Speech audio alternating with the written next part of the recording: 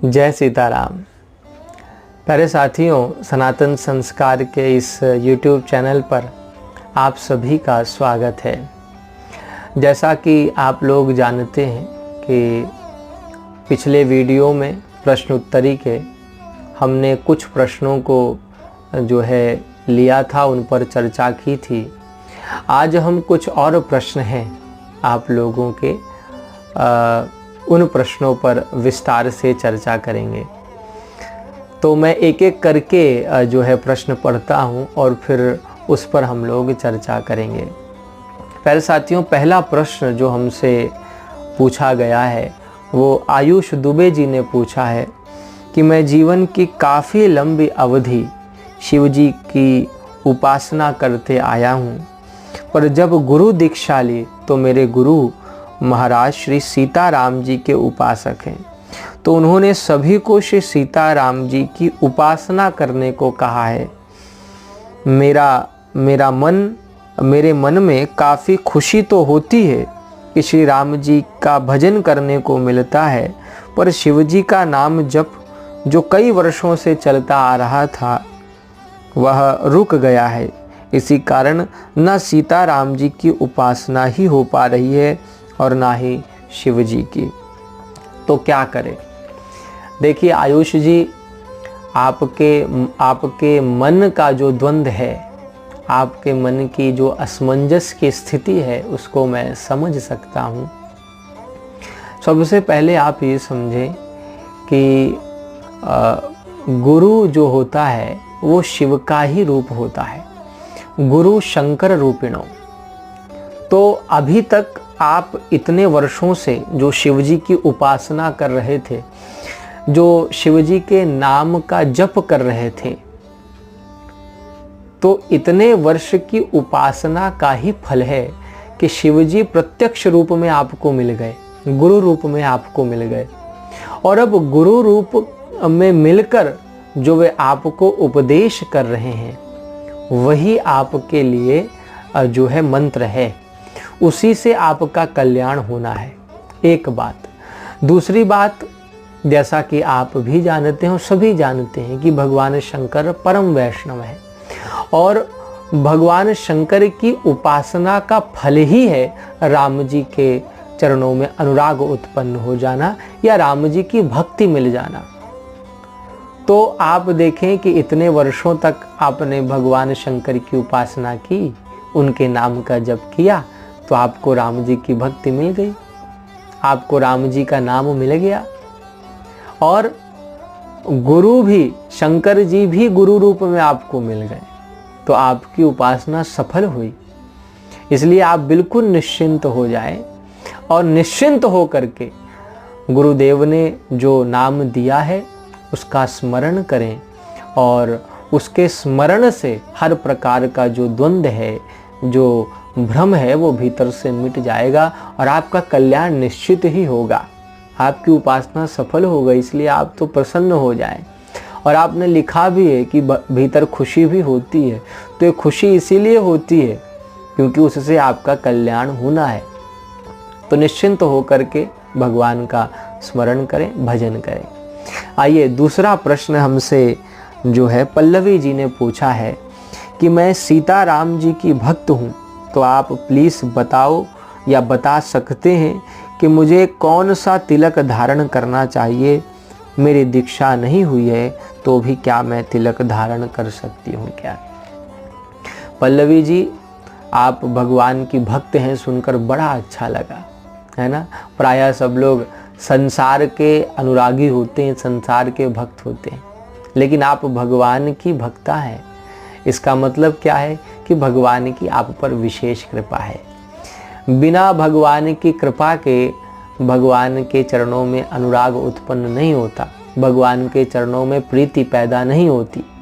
तो भगवान की कृपा है, इसलिए आप भगवान के प्रति अनुराग रखती हैं। तो आप बिल्कुल तिलक धारण कर सकती हैं और मेरी माने तो आप श्री धारण करें। ये जो बीच में लाल रंग का आप देख रहे हैं ना तिलक, ये श्री है। ये दो भगवान के चरण हैं और ये जो है आसन है जिस पर भगवान का चरण विराजित है और बीच में श्री यानी लक्ष्मी जी हैं। तो आप श्री धारण करें। श्री धारण करने से जो है माता लक्ष्मी की कृपा होती है, माता जानकी की कृपा होती है और उनकी कृपा होती है कि राम जी, उनकी कृपा जब होती है तो राम जी की कृपा स्वाभाविक ही हो जाती है। और जब आप दीक्षित हों जिस भी संप्रदाय में, फिर आप गुरुदेव जो तिलक आपको दें और जो आज्ञा आपको करें आप उसके अनुरूप जो है आगे जो है काम करें। आइए अब तीसरा प्रश्न जो देवेंद्र भाटी जी ने हमसे पूछा है, हम उस पर चर्चा करें। देवेंद्र भाटी जी लिखते हैं कि नाम जप नाम जप जो है भगवान का कहीं भी बैठकर कर सकते हैं या केवल मंदिर में। तो देवेंद्र जी, नाम जप भगवान का कहीं भी कर सकते हैं। कोई विशेष जगह बैठकर ही नाम जप कर सकते हैं ऐसा कोई निर्देश जो है वो नहीं मिलता। हाँ, मंदिर में जहाँ भगवान की प्राण प्रतिष्ठा हुई है वहाँ के परमाणु अलग होते हैं, तीर्थ क्षेत्रों के परमाणु अलग होते हैं, वहाँ की ऊर्जा अलग होती है, क्योंकि वहाँ बहुत सारे ऋषि महर्षि जो हैं वे तप करते हैं या पूर्व काल में तप किए हुए हैं। गुरुदेव के पास हैं तो गुरुदेव की कृपा होती है विशेष, तो वहाँ जाकर के जो है नाम जप करने से, भगवान का स्मरण करने से, उनकी उपासना करने से फल अधिक मिलता है, लाभ अधिक मिलता है। लेकिन इसका मतलब ये नहीं है कि आप कहीं भी नाम जप नहीं कर सकते। नाम जप आप कहीं भी कर सकते हैं, घर बैठ करके भी आप नाम जप कर सकते हैं। अब हर समय तो गुरुदेव का सानिध्य प्राप्त होगा नहीं, हर समय तो तीर्थ यात्रा में जाना संभव हो नहीं सकता, या तीर्थों में जाना, वहाँ निवास करना तो संभव हो नहीं सकता। हर समय मंदिर भी हम नहीं जा सकते। तो जहाँ है वहीं अगर हम भगवान का नाम स्मरण करें तो जहाँ भी हम हैं वही जो है मंदिर में जो है वो स्थान परिणत हो जाएगा, इसमें कोई दो राय नहीं है। तो आप निश्चिंत होकर के नाम स्मरण करें। चौथा प्रश्न हमसे लखन रघुवंशी जी ने पूछा है कि गुरु दोष लग गया है, इस पर जो है हम क्या करें, इस पाप से कैसे छुटकारा पाएं। तो लखन जी, सबसे पहले तो जो है आपको ग्लानि है, पश्चाताप है ना, प्रायश्चित हो गया है ना, भीतर ये भाव आया कि प्रायश्चित हो गया, इसलिए आप निश्चिंत हो जाएं। दूसरी बात क्या है कि हम लोगों को व्यवहार का इतना ज्ञान नहीं है, हम लोग अबोध हैं, अज्ञानी हैं, है ना। हमारे पास ज्ञान है नहीं कि गुरुदेव से व्यवहार कैसे करना चाहिए।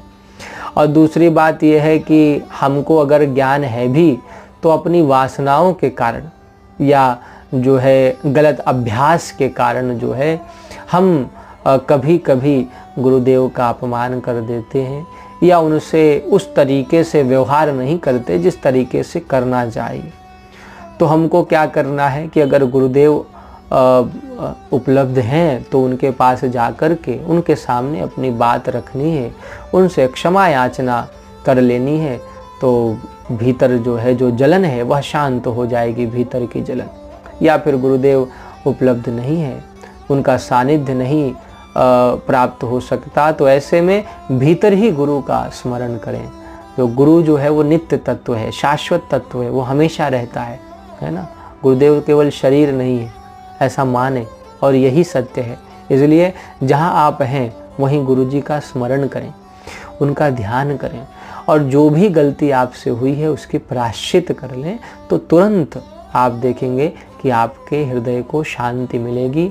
और अगर कोई साधन आप कर रहे हैं तो उसमें जो बाधा उत्पन्न हो रही है वो भी ठीक हो जाएगी। इसलिए निश्चिंत हो जाएं और गुरुदेव का स्मरण करें, उनसे क्षमा मांगें, सब मंगल होगा।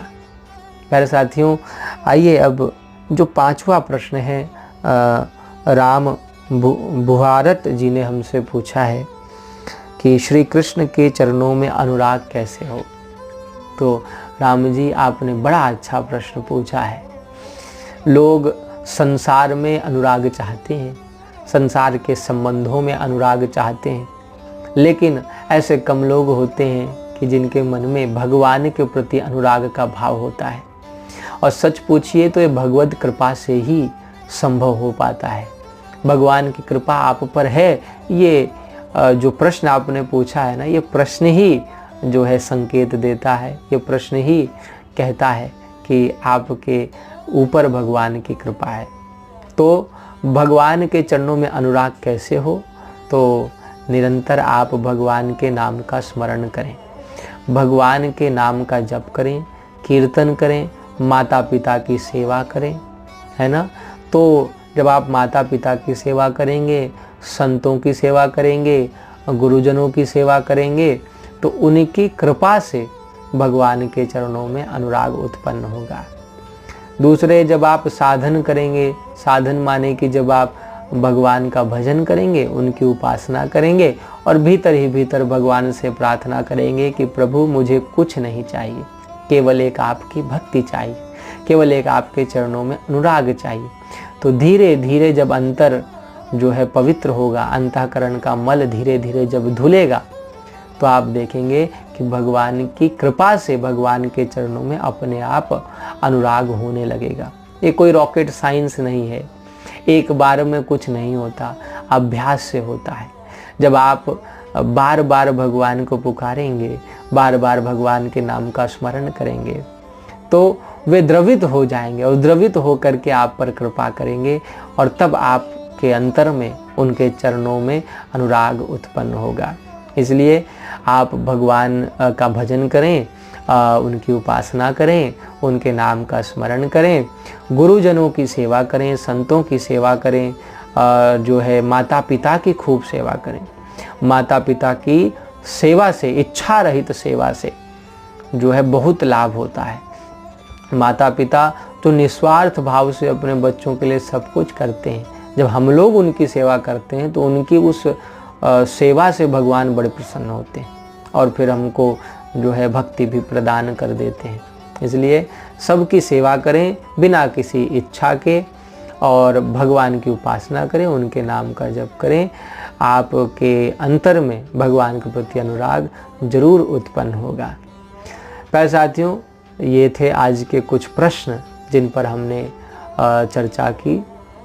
अब अगले वीडियो में कुछ और प्रश्न जो आप लोगों ने पूछे हैं या आप लोग जो पूछेंगे उन पर भी हम चर्चा करेंगे, उनका भी समाधान देने का प्रयास करेंगे। आप लोगों से फिर मुलाकात होगी अगले वीडियो में। तब तक के लिए आप सबको जय सीताराम।